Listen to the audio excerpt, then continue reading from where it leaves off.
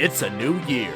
It's your time to shine, and it's time to thank you all for 2,000 subscribers. Okay, yeah, we were a bit late on the mark, but what better way to celebrate than with the video that got us on the mark in the first place? Hello everybody, my name is Markiplier, and No, not that Mark. But that is very fitting for today's question. What if Toy Freddy had his ultimate custom night voice in Five Nights at Freddy's 2? Copyright! Take 1, the original honoring. Action! I do! But first, I have to go pull the heads off some very bad people. You left me to die. What? What do we do? All of you did. With this one, my thoughts are a bit mixed. On one hand, I think the first time he speaks would actually work, since he's talking with the kids, and it's known in FNAF 2 that the animatronics interact with the kids just fine. But when they encounter an adult, they just stare. The part that docks it a few points, however, is how hard it would be to encapsulate the feeling of rage and terror in that voice.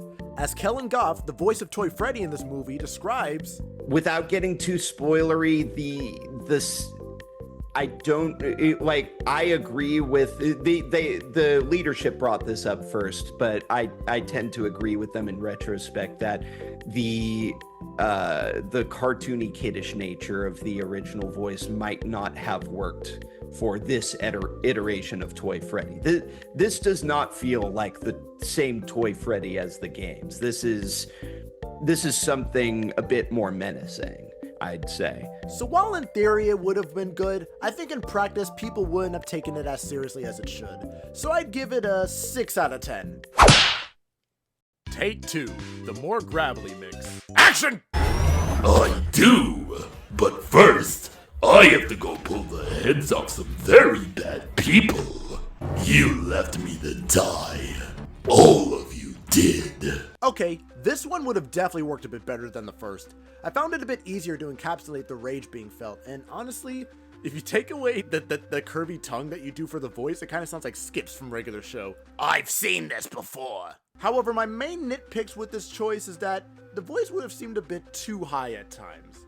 Like, Toy Freddy sounds a bit like a gremlin at times in this take, but it's definitely on the side of kids adore him, but adults would stay away from him. Which, fun fact, that was the character description for Funtime Freddy, the very first character that Kellen Goff auditioned for in FNAF. Funtime! So while the voice has its issues, it still would have worked in a sense, so I'd give it a 7 out of 10.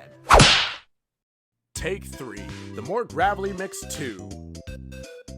Electric Boogaloo. Action! I do! But first, I have to go pull the heads off some very bad people. You left me to die. All of you did. Alright, now we got something! This take sounds a bit better, not only because it's deeper, but it could have the menacing tone during the second half. It may not click for you the first time, but replay the last part a bit over and over and you might warm up to it a bit. It keeps the silliness of the original voice while mixing in the voice that was given in the movie.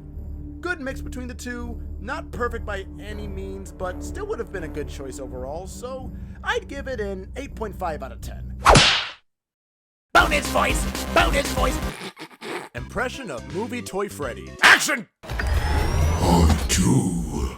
But first, I have to go pull the heads off some very bad people.